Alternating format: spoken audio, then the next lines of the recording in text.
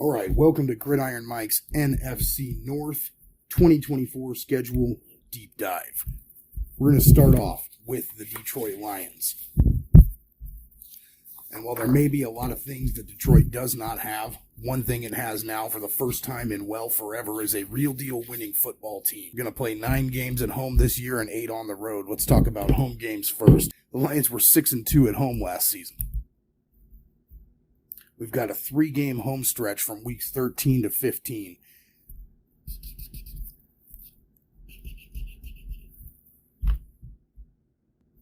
Now let's talk about road games where the Lions were 6-2 on the road last year. Pretty good. It doesn't seem to matter whether the Lions are at home or on the road. They're always ready to roll, always dangerous. During these road games, they're going to be traveling 14,328 miles. They're going to change time zones 22 times. And they're going to have a rest differential of -1, which means they're going to have one fewer day off than the total of their opponents. But it shouldn't matter. They're a good team, and -1 is about average. The worst offender is going to be this stretch between week 11 and 12, right here where we have 4 days off coming off a road game going to a home game. But luckily for them, they're playing the Chicago Bears. Now, or maybe unlucky if the Bears are for real. We'll get to the Bears in a little bit. Let's talk about primetime games. We've got 5 of them, including week 1 right here against the Rams, a rematch of last year's wild card round playoffs. Matt Stafford coming back to Detroit again in a game that doesn't mean quite as much. Let's look at the other primetime games. We've got week 5 right here against the Seattle Seahawks, also at home. We've got week 10 against the Houston Texans in Houston on the road. Week 10, Houston Texans, primetime game on NBC. We got another primetime game at home versus the Green Bay Packers in week 14 on Prime Video. And don't worry, we're going to talk about Prime Video in a little bit. It's getting crazy.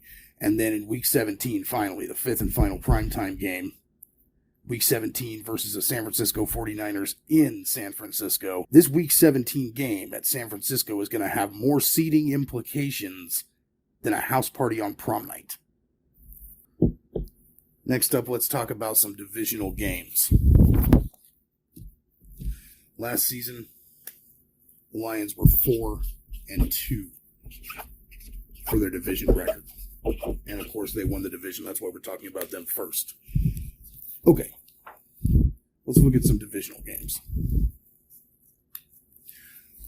First up, Minnesota Vikings in week 7. Then you got Green Bay Packers in week 9. Then you've got the Bears, week 13. The Packers again, divisional game, week 14. The Bears again, week 16. And then finally, week 18 against the Minnesota Vikings. There are your divisional games. And note that they all come after this early bye week. This week 5 bye week, I wonder if that's going to be a problem. I think you generally want it somewhere in here, more towards the middle of the season. But, you take what the NFL schedule gives you, and that's what we're going to be talking about a lot, actually. Next up, I want to talk about this interesting game. Wow. That was dumb. Okay, next up I want to talk about this interesting game. I want to highlight week 6 against the Dallas Cowboys. This is going to be the 3rd year in a row that the Lions are traveling to Dallas to play the Cowboys in Dallas at Jerry World. 3rd year in a row. They did it in 2022. They did it in 2023. Lost both times. Now, you guys probably remember last season's game there where they got screwed. You had this situation with the Lions player reporting as eligible, but for some reason he was ruled ineligible. The 2-point conversion that wasn't. So my question being, if he's over here reporting, talking to the referee, as you can clearly see here, If he's not reporting as eligible, what's he reporting? Is he reporting the status of the referee's ex-girlfriend? I mean, what's going on here, people? But anyway, exciting game. Should be an exciting game again. And I'm going to go ahead and make a quick prediction. Not about who's going to win this game, but something really interesting. In 2022, in Dallas, Jared Goff threw an interception to Jordan Lewis. And then last year, in 2023, Jared Goff threw another interception to guess who? That's right, Jordan Lewis. I think Jordan Lewis makes it 3 in a row, intercepts Jared Goff again in week 6 at Dallas. It's going to be interesting, though. Now let's talk about their easiest or best stretch on this schedule. I'm tempted to talk about the first month here. I'm looking at how the first month looks pretty juicy. I mean, yeah, you've got 2 games against playoff teams, rematches against teams that you beat in the playoffs, though. And I think the Rams are going to fall off a little bit, at least defensively, after losing Aaron Donald. And now we hear that their new cornerback, who was probably going to start, has torn his ACL. Then you've got the Buccaneers.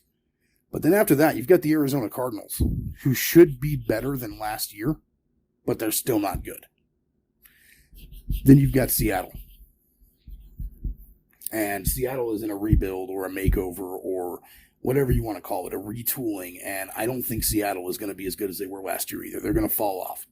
So the Rams, I think, are going to fall off defensively and play some shootouts. They're not going to be a bad defense, but they're not going to be as good as last year.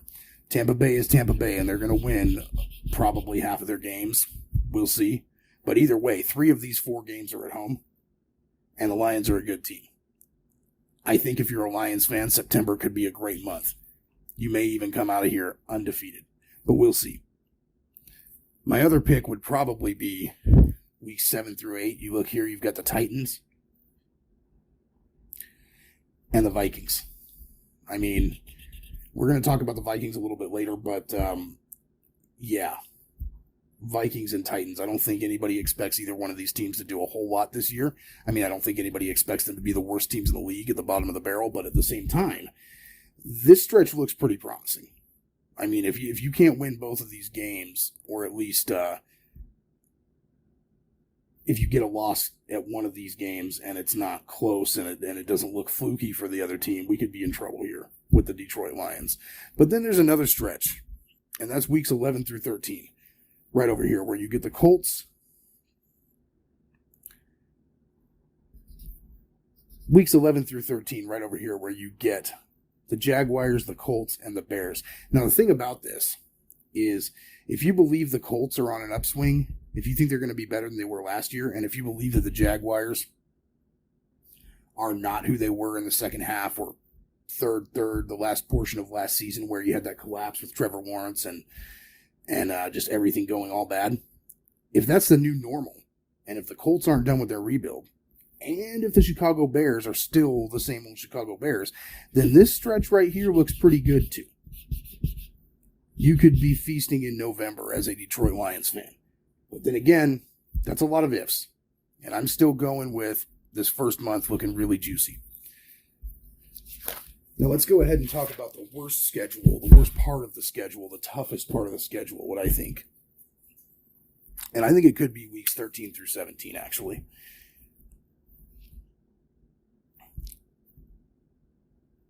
If you're looking at the Bears and you're thinking the Bears are going to be a lot better, well then you've got the Packers, you got the Buffalo Bills, and you got the Bears again, and the San Francisco 49ers, all right through here. I mean, if the Bears are for real, and the Packers always play you tough. The Packers are always playing tough against the Lions. Then you get the Bills. Then you get the Bears. Then you get the Niners. This could be a brutal stretch. But it actually could get even worse. It can get even worse. If you really do believe in the Bears and you think the Bears are going to be a real deal team this year and be formidable on offense and defense, and if you also believe that the stuff we saw out of Jacksonville last year was not the new normal, then check this out. starting at week 9 with the Packers, then the Texans, then the Jaguars, then the Colts, then the Bears, then the Packers again, the Bills, the Bears again, and the Niners. Every single team in this stretch from week 9 all the way through week 17 either made the playoffs or missed the playoffs by just a game or two. And if you believe the Bears are the real deal, then this entire stretch of the schedule from November 3rd all the way through the end of the year could be absolutely brutal. Absolutely brutal for the Detroit Lions. I mean, this is just a gauntlet right in here. So good luck this winter. Let's talk about a trap game. The obvious trap game is this Week 18, game number 17 versus the Minnesota Vikings at home. This could be a trap game if this game still has seeding implications. If the Detroit Lions need a win here, and they overlook the Minnesota Vikings, and the Vikings aren't as bad as the rumors have it, then this is a trap game. Now, I want to talk about the not-so-obvious trap game, and that's right here, Sunday, October 27th versus the Tennessee Titans in Week 8. If the Lions are somehow undefeated at this point, which they very well could be, yeah, they're going to have to catch some lucky breaks and play really well, but they very well could be undefeated at this point. This Tennessee Titans game becomes a trap game suddenly. Now let's talk about some odds. Vegas has your Detroit Lions as a division favorite at plus 140 to win the division. As far as the conference goes, winning the conference and advancing to the Super Bowl, Vegas has them at plus 550, which gives them, of course, the second best odds in the NFC to win the conference, right behind the San Francisco 49ers. And as far as winning the Super Bowl this year, Vegas has them with the fourth best odds in the entire league at plus 1,200. Now, this Lions team is a good team, and I expect they're going to be even better than they were last year. It's not an easy schedule. We're almost done talking about it, but it's not an easy schedule. Vegas has Detroit's win total pinned at 10.5 on the over-under for wins. That's Vegas. I, myself, Gridiron Mike, I'm a little bit more optimistic, a little bit more of a believer. And yeah, it's a tough schedule, but I've got them at 11.5 wins this season. Now, let's talk about how strong this schedule is, how strong or weak this entire schedule is. If you go by the 2023 record for strength of schedule, which I don't think is the best way to do it. Let's put SOS, strength of schedule. I don't think that's the best way to do it, but that's what a lot of people use. You come up with 508 winning teams. This is a winning schedule. If you go by the Vegas projected over-unders for win totals for their entire slate, you're going to come up with 0.500. So these teams, opponents of the Detroit Lions, are projected to win about half their games, or exactly half of their games. If you go by my projected win totals, though, which I will put out in another video, I've got it at 496. 496, slightly easier, but still not an easy schedule. And if we do something fun, just for the gigs, and we actually evaluate the Detroit Lions 2024 schedule based on the 2023 point differential of all of these teams, you come up with plus 355, which is actually kind of a nightmare. Plus 355. But then again, you divide that by 17 because they're playing 17 games, and you're going to get plus 21. This would kind of be like the Detroit Lions playing the Houston Texans all 17 weeks. I don't think that sounds like exactly a nightmare, but I also don't think it sounds like a piece of cake. So to wrap up the schedule for the Detroit Lions and give a final thought, the schedule's not easy. They've got 11 games against plus 500 teams. They've got 8 games against playoff teams. And it's not easy, but it's not super hard. But these Detroit Lions are for real. They were one play away from the Super Bowl. one play away from the Super Bowl multiple times last season. Multiple times. All right, let's talk about the Green Bay Packers 2024 schedule. What's colder than a December game at Lambeau Field? Well, I'll tell you what. Jordan Love and company walking up into Jerry Jones's house and doing unspeakable things to his boys right in front of him. That's cold. But let's get to this year's schedule. We start off against the Philadelphia Eagles in Sao Paulo, Brazil. Oh, look at that. Peacock exclusive.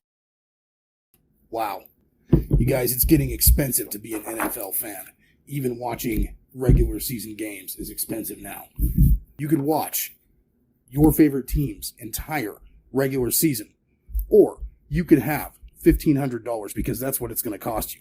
You could have a PS5, a 75-inch 4K TV, and $500 left over for snacks, tacos, frosty beverages, paid companionship, whatever you want. You choose which one you want. One more note. At some point, the NFL basically just wants the playoffs to look like this. This is what it's going to look like. But I digress. Let's get to the schedule. 17 games, once again, 9 home games. Packers were 5-3 at home last year. They only ever have 2 home games in a row, though, on a couple of different occasions, and that's pretty interesting. That's right here. Week 6 and 7, Arizona Cardinals, Houston Texans. 12 and 13, hosting the Niners and the Dolphins. We'll get to that. Other than that, they pretty much split their games home and road. All right. Let's talk about road games. Your Packers have 8 games on the road this year. They're going to be traveling 22,209 miles on the road this season. They're going to change time zones 16 times. And their rest differential is going to be +8, which means they are going to be a little bit more rested on average than their opponents. Let's talk about primetime games. The Packers have 5 this season, including that week 1 game in Brazil. We've got another one all the way down here in week 13 with the Dolphins. Then you've got the Lions, the Seahawks, and the Saints. Well, look at that. 4 primetime games in a row. Oh, look, and another one on Prime Video. Yeah, like I said. But anyway, I digress. I want to highlight some divisional games here. You know, the ones that are traditionally the most important. We've got week 4 against the Vikings, hosting them. And you got week 17 on the road against the Vikings. Other divisional games. We've got the Bears in Chicago week 11 and hosting the Bears week 18. Then you get the Lions at home week 9. Lions on the road week 14. So divisional games are spread out pretty well, except for this stretch right at the end here. All of these games, I want to point out, all of these games in this area, including their 5 primetime games, and 3 of their divisional games down here, this entire stretch of the schedule is going to have seeding implications for the playoffs, and the NFL is doing that on purpose, and I'm all for it. I love it. I like the fact that the late December games now have meaning.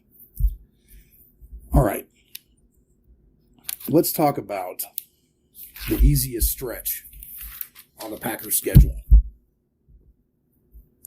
And what I think it is, I'm looking at weeks 1 through 6 right here.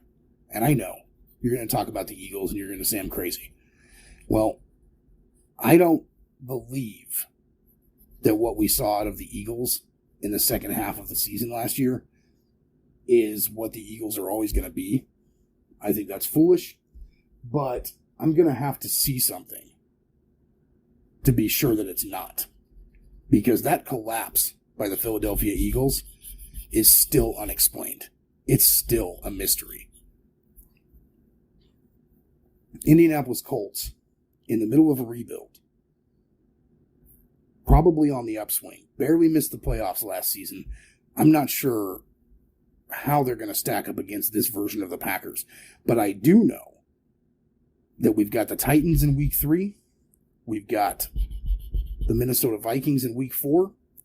We've got the LA Rams, who should be falling off defensively, as we spoke about earlier. And then we've got the Arizona Cardinals, who should be better than they were last year, but I still don't think they're a contender this year. So if you look at this stretch, this looks like it could be a really good stretch if you're a Packers fan. September could be a lot of fun, and even halfway into October. And if we posit that the Colts rebuild is not complete and the Colts aren't where they need to be to legitimately contend, and then what we talked about earlier with the Eagles, this entire stretch looks pretty good, doesn't it? Could be the easiest stretch on the schedule. We've got another easy stretch to talk about. Even more likely, let's look at 15 through 18 and 15 through 17. So we've got week 15 through week 18 here. We've got the Seahawks, the Saints, the Vikings, and the Chicago Bears. If the Bears aren't for real, or if they have somehow collapsed by this point in the season, this could be another stretch that could be a really good stretch for this team, this Green Bay Packers team. You've got 4 games in a row against teams that did not make the playoffs last season. And that's how you're going to end your season. So this could really be the best stretch. You let me know in the comments whether it's the beginning of the schedule or the end of the schedule where you think the Packers are going to do the best. Now let's talk about some tougher parts of the schedule. You can make an interesting argument for weeks 7 through 9 where we look at the Texans, the Jaguars, and the Lions. We've got a team that won their division 2 years ago, won a playoff game, and barely missed the playoffs last season by 1 game, even with an inexplicable meltdown with minor injuries that seem to add up to Trevor Lawrence and some other key pieces. You've got the Houston Texans, who looked like an absolute powerhouse last year. Just absolute powerhouse. It was a coming out party for both of their rookies and their rookie head coach. And then you've got the Detroit Lions, who were 1 play away from the Super Bowl, as we've talked about. This stretch is absolutely brutal. This could be a rough October. It could be a nightmare right around Halloween. But it actually could be worse if you think about it. Because if the Bears are for real, and I know that Packers fans aren't going to agree that they're for real, and I'm not willing to just say they're for real, but we'll get into that. I have to see it first. But if the Bears happen to be the real deal, and the hype is justified, 49ers are the 49ers. If the Dolphins don't fall off too hard, and if the Detroit Lions, well, we know they're still going to be the Detroit Lions, then look at this stretch. From week 7 all the way to week 14, you've got 1, 2, 3, and a bye week, and then 4, 5, 6, 7 games in a row against teams that are supposed to be legitimate contenders.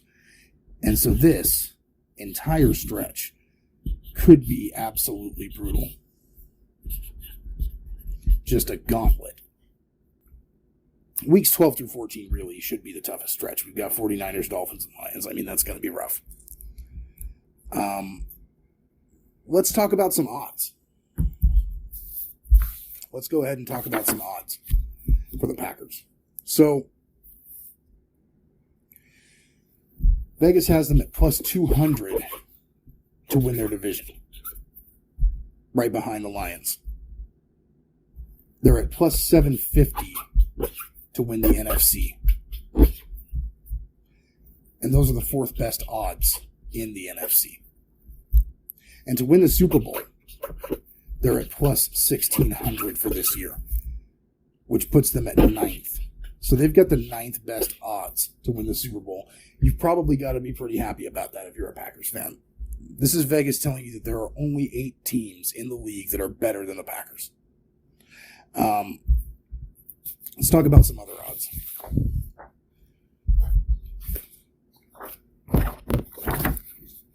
Vegas has the over-under on their win total set at, what is it set at? Let me check that. 9.5.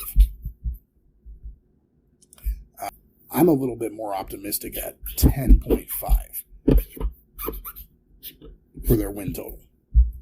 Now let's talk about the strength of schedule. We're looking at their strength of schedule based on 23 record, which, once again, I never think that is the right way to do it, but it is a popular way of doing it. Then they've got a tougher schedule than the Lions at 526. If you look at Vegas projected win totals, which a lot of people think is a better way to do it, 503, which I believe is, still tougher than the Lions. However, if you look at my win total projections, I've got them clocked in at a 493, which is just slightly more favorable than Detroit. And the reason for that is that I am not as high on some of the teams they're going to be playing as Vegas and the mainstream media are. But that's okay. We're going to watch the season play out and see who's right. Now, if we look at 23-point differential, which is a fun way of doing it, you come up with plus 349, which is, once again, pretty tough, but not as tough as what the Lions are facing. You extrapolate that out, and it's kind of a team that was like plus 20.5. So, once again, right in the realm of playing somebody like the Houston Texans every week, week in and week out. And, I think if you're a Packers fan, you could think, well, it could be worse. Well, it could certainly be better. You could, somehow have a chance to play the Tennessee Titans every week. I mean, that would be ideal, right? It is a somewhat tough schedule. It's on par with Detroit, but this team seems like they're the real deal, too, and they smashed the Cowboys in Dallas, as we talked about earlier. They nearly beat San Francisco in the divisional round. And they've probably got something like a 35% chance to win the division and a really good chance of making the playoffs. I mean, they're, barring some unforeseen circumstances, they're probably in.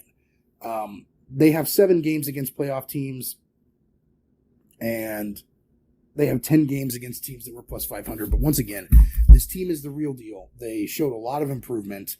Jordan Love seems to be the real deal. And aside from this massively brutal stretch right here in the middle, they've got some pretty high points on their schedule where they should be able to handle business. But we're going to have to watch the games and see. Well, the crime rate isn't the only thing going up in Chicago.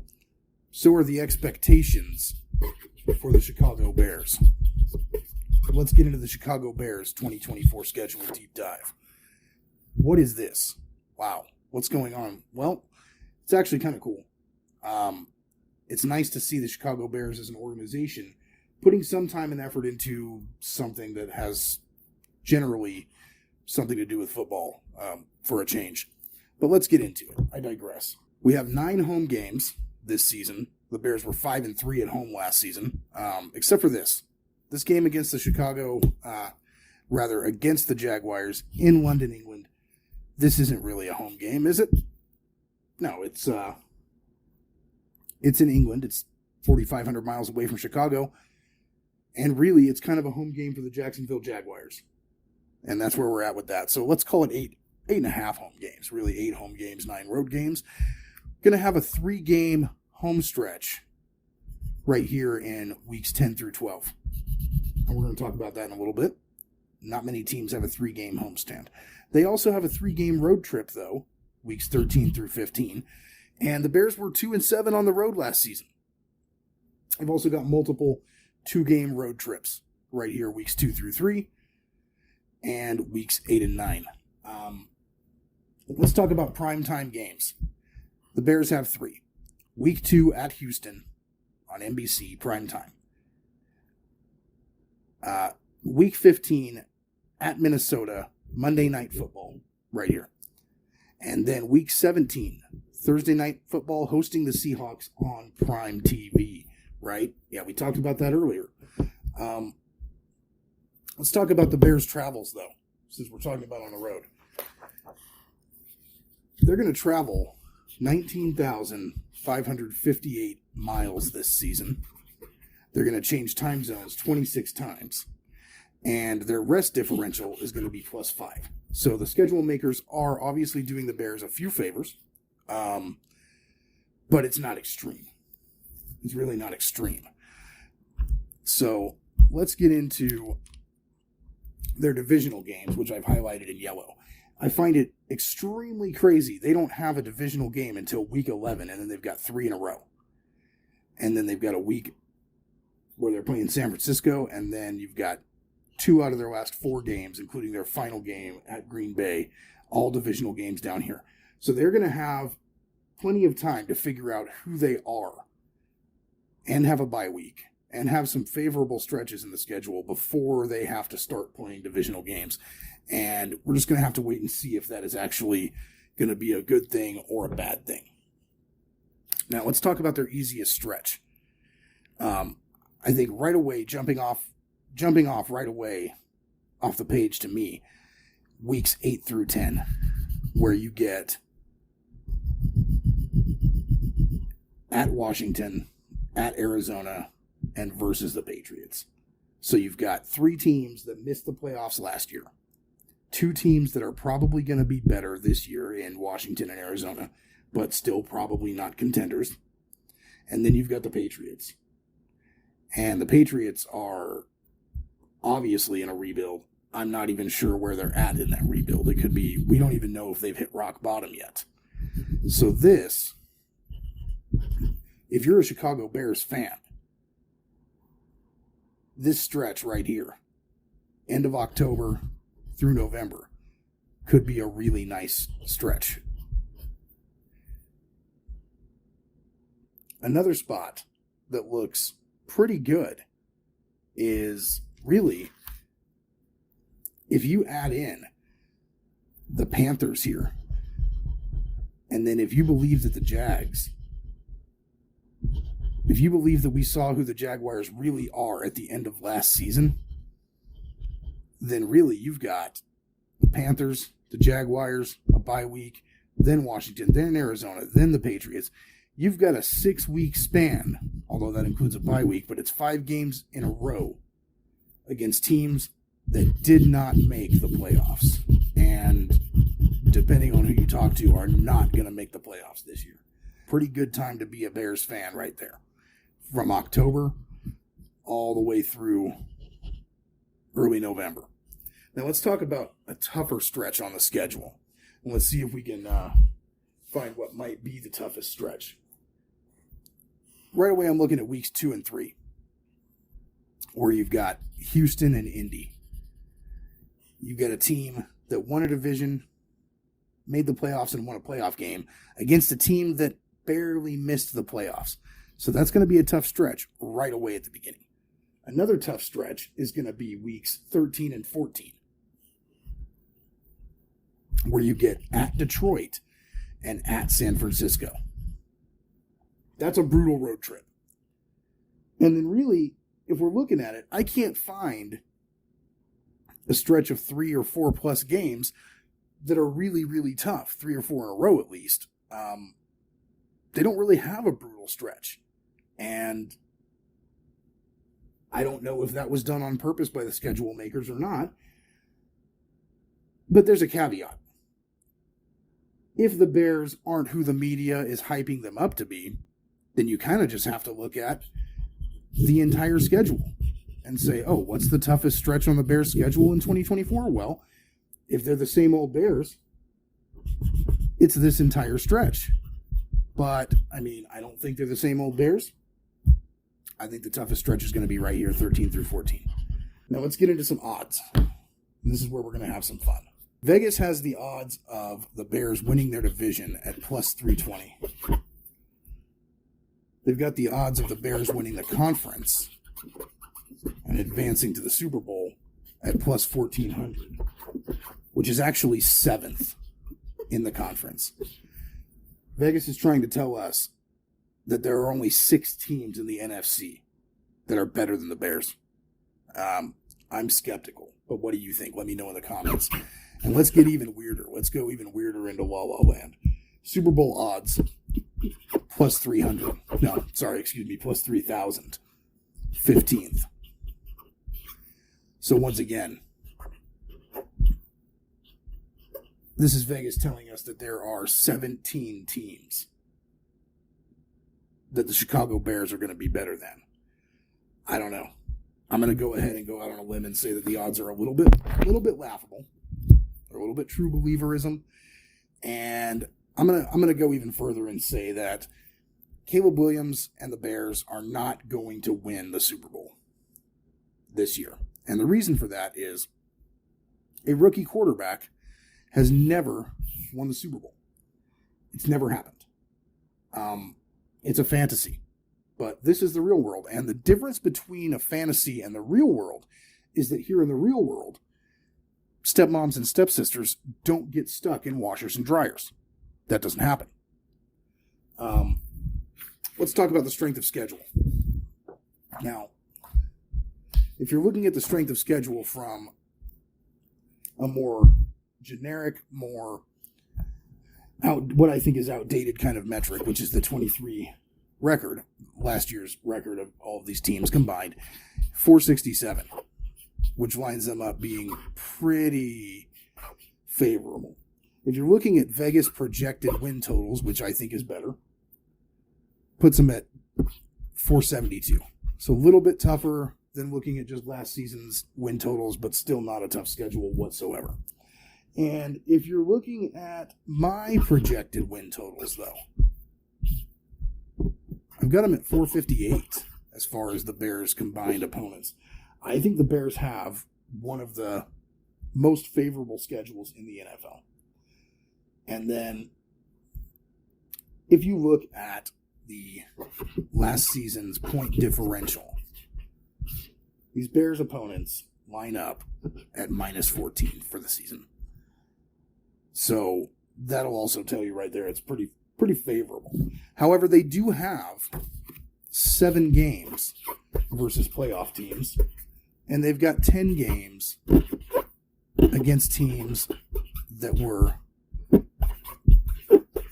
500 or better last season. So it's not a cakewalk, but it is an extremely favorable schedule. And now I want to talk a little bit about the wrap-up here. Yeah, it's a favorable schedule, but this is the Chicago Bears. So I'm not ready to just anoint them and say, oh yeah, they're going to set the world on fire in 2024. Because the thing is, as I said, this is the Chicago Bears. I have to see it to believe it. Okay? And I'm not labeling Caleb Williams as a draft bust. That's not what I'm saying. He's not a bust, at least not right off the bat. But I will tell you one thing. About Caleb Williams. In the NFL, he is not going to be manhandling defenders like he's doing here and here. He's not going to be manhandling the Bosas and the Parsons and the Watts of the NFL. He's not going to be pulling plays like this at the NFL level, at least not right away. Vegas has the projected win total for the Bears at 8.5. And I honestly think it could be anywhere in the range of 6.5 to 9.5. I mean, there's a lot of uncertainty with this team. That's what I'm trying to get at. I have to see it to believe it. They're certainly revamped and they certainly could overperform, but once again, I have to see it to believe it, and that's the schedule for the Chicago Bears. Let's get into the Minnesota Vikings 2024 schedule. I've heard it said that Iowa is windy because Minnesota sucks and Missouri blows. Or was it the other way around? I don't remember. But either way, whether the Vikings suck or blow or both, it's going to be a long, hard season. Let's get right into it. 9 home games. Minnesota Vikings were 2-6 at home last year. We've got a 3-game homestand in weeks 13 through 15, so that should be pretty good. And this stretch at home, weeks 13 through 15, you're going to have some opportunities here if you're the Minnesota Vikings. This stretch is going to be filled with opportunities. You're going to have an opportunity in week 13 to play the Arizona Cardinals and play against a team that has been for a long time on the level that you now occupy in the NFL, if you are the Vikings, then you're going to have an opportunity in week 14 to get embarrassed by your ex-boyfriend in front of his new girlfriend. Then you're going to have an opportunity in week 15 to solidify and cement the new patriarchy in the NFC North and get a second introduction to your newest stepdad, Caleb Williams. So this stretch, full of opportunity in this 3-game homestand. Now, you've got 8 road games if you're the Vikings. They were 5-4 on the road last season, which is pretty impressive. They're going to be traveling 19,030 miles. 19,030 miles traveled. They're going to be changing time zones a total of 26 times.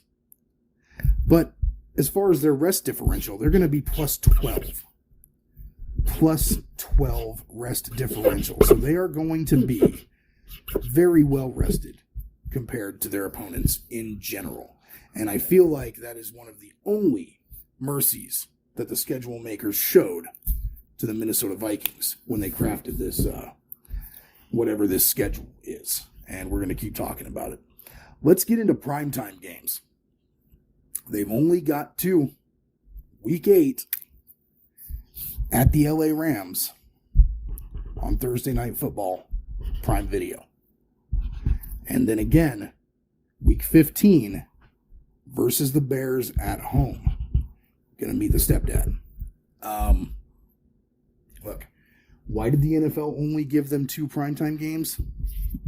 Well, I think we know that means the NFL doesn't believe in the Vikings this year. It's a rebuilding year, and frankly, I think it looks like the Minnesota Vikings have become that nighttime friend that the NFL wants to hide from, like, all their real friends. But anyway, I digress. Let's get into divisional games.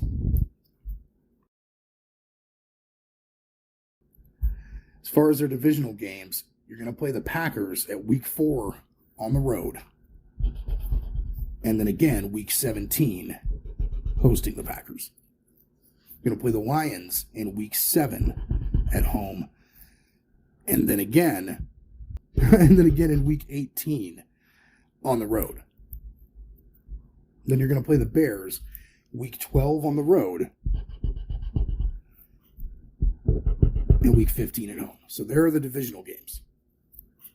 Very important games.